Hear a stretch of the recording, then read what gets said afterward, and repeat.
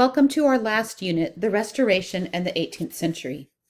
Many British historians like to term this time period the long 18th century, so that the breaks in the time period coincide with actual big events instead of arbitrary calendar dates. There is no one way to define or to delimit this long 18th century. Some scholars would say it lasted from the Restoration to the end of the French Revolution. Some would say that it lasted from the Glorious Revolution of 1688 to the Battle of Waterloo in 1815. Others mark the long 19th century as running from the French Revolution up to World War I. For the sake of this course, I'll use the term long 18th century to mark the time period beginning with the restoration of King Charles II and the year 1800, which happens to be the time span of Volume C of the Norton Anthology. All this talk about long centuries makes me wonder if historians of the future will decide that the long 20th century ended with the global COVID-19 pandemic. Of course, we won't be around to know, so it really doesn't matter. I'm not going to spend much time on the English Civil War, or rather wars, because there were 3 in rapid succession. This is not because they aren't worthy subjects of study, but because the reasons behind them are very complicated, and we have limited time. Suffice it to say that Charles I, the son of James I, had some run-ins with Parliament, and even dismissed it for long periods of time between 1625, when he ascended the throne, and 1629, when he dissolved them semi-permanently. When he needed money, he had to raise it via other means than Parliament, which made him very unpopular with the people. When he finally called Parliament back in 1641 so that he could gain money to quash unrest in Scotland and Ireland, he got more than he asked for. Tensions between Charles I, who was convinced of the divine right of kings, and Parliament increased to the point that civil war broke out in 1642. After several years of fighting, Charles I was captured and sent to parliamentary forces, and a small number of members of Parliament, or MPs, voted to execute him in 1649. When the civil wars were finally over in 1651, parliamentary forces prevailed, and Oliver Cromwell, an MP and a leader of the new model army, established the Protectorate. Though called a republic, the Protectorate was really more of a military dictatorship. Cromwell died in 1658, and his son Richard took over for a time, but left England in 1660 due to the political infighting. Check out the Crash Course European History English Civil War video in the reference section of the lecture notes if you're interested in learning more.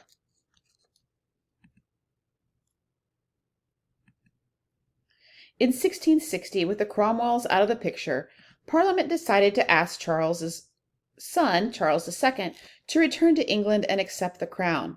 When Charles returned to England, this ends a time period that historians call the interregnum and begins a period known as the Restoration, i.e. restoration of the monarchy.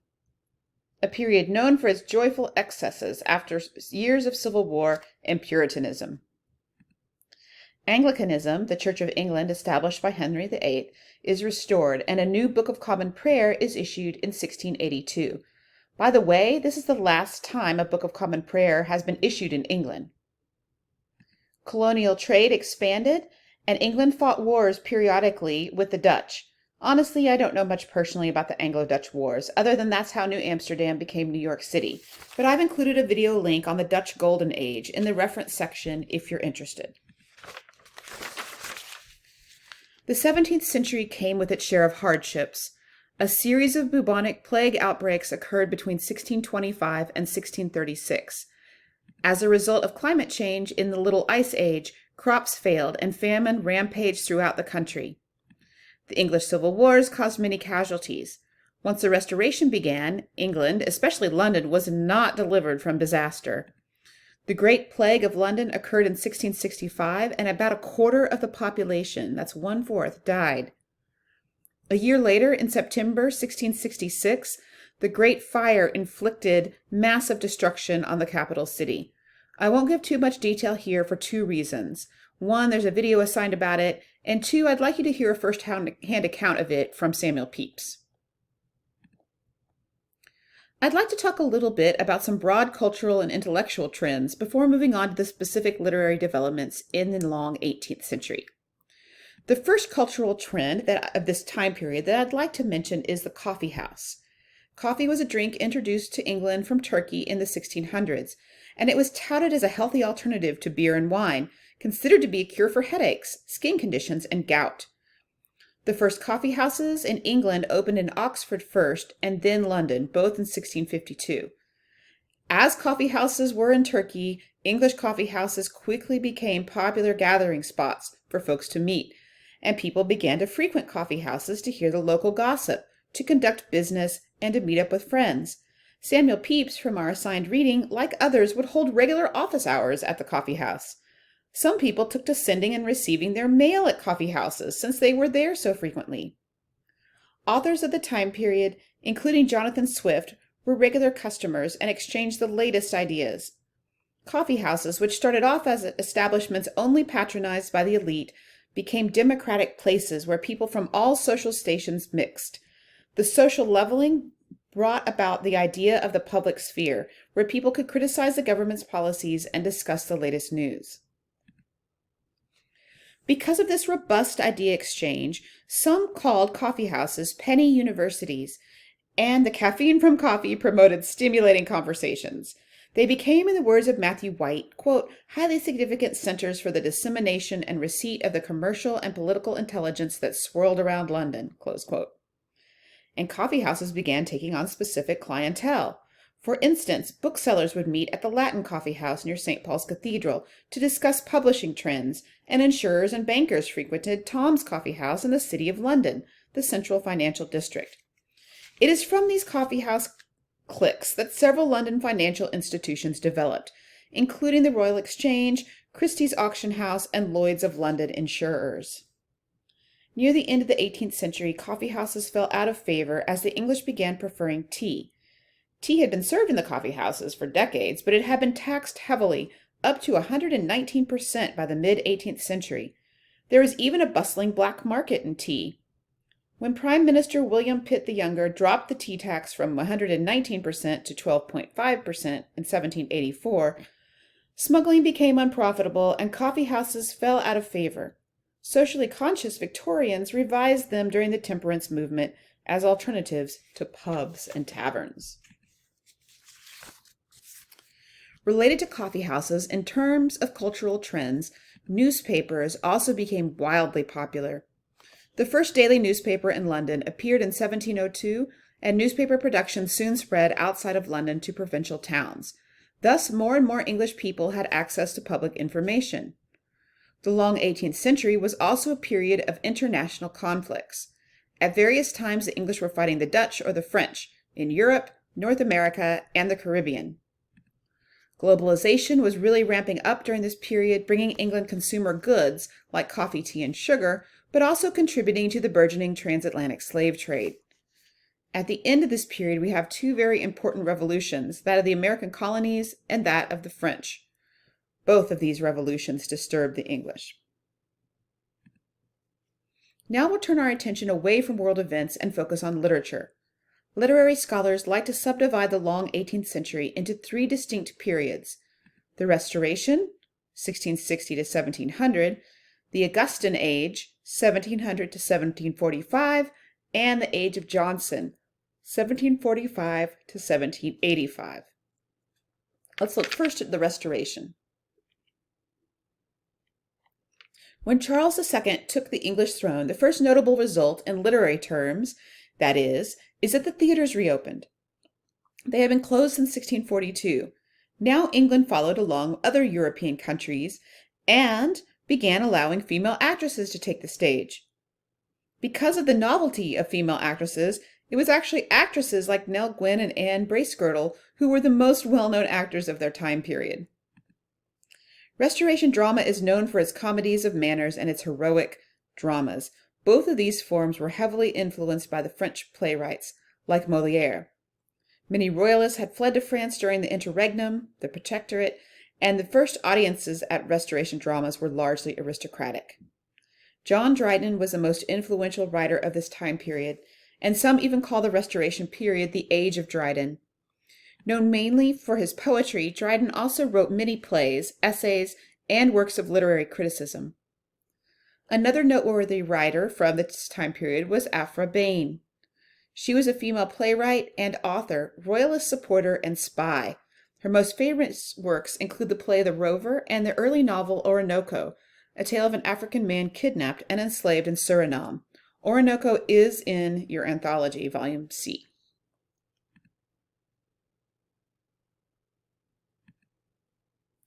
The Restoration saw the beginning of the Enlightenment in England, including two famous political theorists that you may have heard of. The first is Thomas Hobbes, whose work Leviathan was published in 1651. Hobbes was a royalist and supporter of absolute monarchs. Leviathan argues that because of man's inherent selfish nature, he must give up freedom in exchange for the protection of a strong ruler. John Locke came a little after Hobbes and developed quite a few influential theories on both education and politics. His most famous political theory has to do with the concept of natural rights, one which Thomas Jefferson blatantly appropriated when writing the Declaration of Independence. With Hobbes and Locke, you can see the contrasting political viewpoints in the early part of our time period: absolutism versus classic liberalism. Not to be confused with how liberalism is defined in today's American politics, where both political parties can trace their roots back to Locke. Both absolutism and classic liberalism were social contract theories, though they came to radically different conclusions about social contracts. You can find an excerpt from Leviathan in Volume B, since it predates the Restoration, and some material by Locke in Volume C. The writer we'll look at in our assigned reading for this time period is Samuel Pepys. Pepys was an administrator for the Royal Navy, which was quite busy in this time period, fighting all those wars I mentioned earlier. Pepys's main value to us in the 21st century is in his diaries, which Pepys kept between 1660 and 1689 when his eyesight got bad. They were written in secret code and chronicle such exciting and important events such as the Great Plague in London, the Great Fire, and the Second Anglo-Dutch War. They also include many details about Pepys's private life, including the women he was chasing after. The diaries were decoded in the 1800s, and they serve as an important primary source for the Restoration. Literary scholars mark the Augustan era from the death of Dryden in 1700 until 1745. The most defining genre of this era is the satire, although these decades also saw the rise of several new types of genres, including the news. Remember all those daily newspapers being printed beginning in 1702? Criminal biographies, known as Newgate novels, after the prison, Newgate Prison, political allegories, and romantic tales. In the theater, sentimental comedies was the dominant genre, and the purpose of these works was to move the audience's emotions. It was also at this time that celebrity actors became more influential.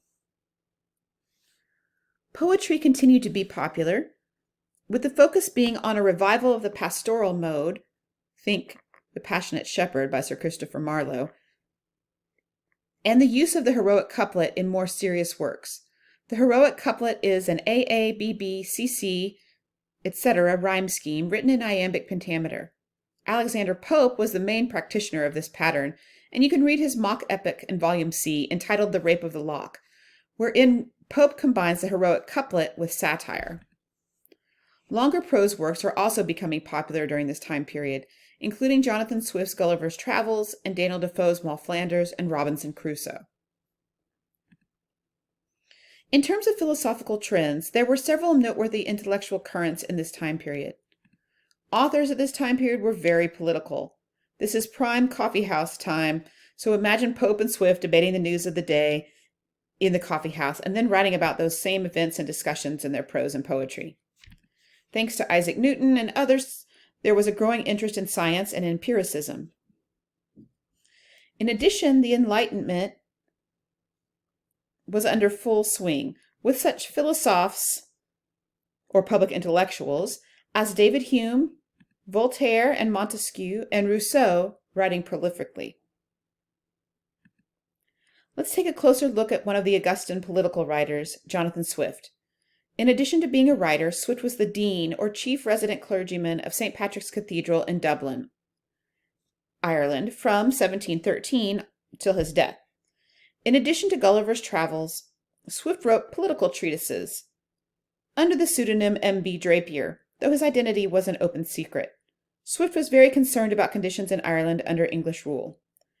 Why Ireland was under English rule in the first place is a complicated issue that we do not have time to delve into. I'm including a link to more information in the resources section of the reading notes.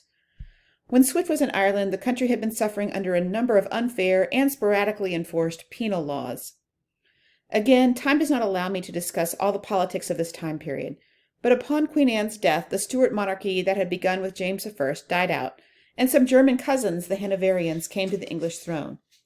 There were some other Stuarts floating around Europe at this time period, namely Anne's much younger brother James, but he was Catholic and thereby not an appropriate monarch for England in the eyes of Parliament to succeed to the throne.